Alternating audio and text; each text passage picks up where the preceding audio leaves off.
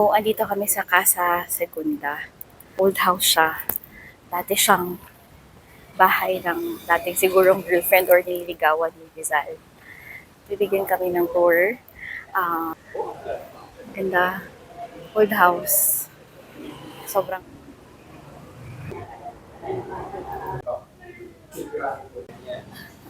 Pero, meron siyang use as artist katulad ng collection na Chinaware.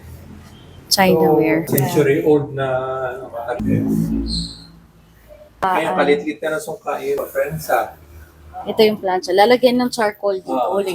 Hindi dito ang aming sa kay Jose Rizal. Kasi si ang nagbinyag.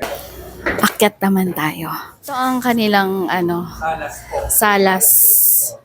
Mga soprano yan. Meron siyang piano, violin, mga gitara, mga bass.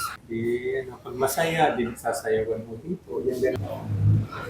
Dito na ito po kasal si Segunda Katingkap. Friends sila pa din nung...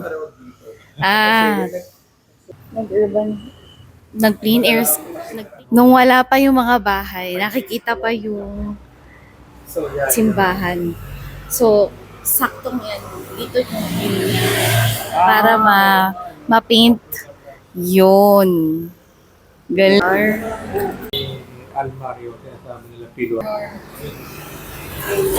Tinador pala? Akala ko to ka doon. Hindi. Pinador. Maraming bilagro yung pinapakitaan. There's like a certain...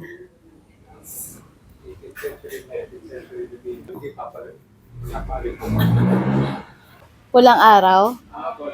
Dito rin po yung setting? Gary Malabana. Nice meeting you po. First year high school. Tinali siya sa UNICEF. Kaya kami may po. May santol. May puno ng santol at may kumukuha pa ng mga... Ayan may kumukuha pa ng bunga. Nanay pag kamyas. Kamyas. Nakakita ka ng kamyas Oh, lumang. galing ng paasin. yun, no? Oh.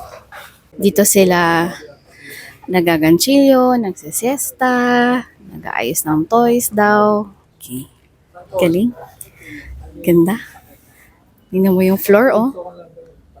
Okay. Sinasabi ko para sa mga bata na huwag kalimutan ng past. Yes. Ang Connect the history. past. And sa preso, pag kayo napagalitan ni teacher, pag pagalitan kayo ng magulang, huwag kayo magagalit.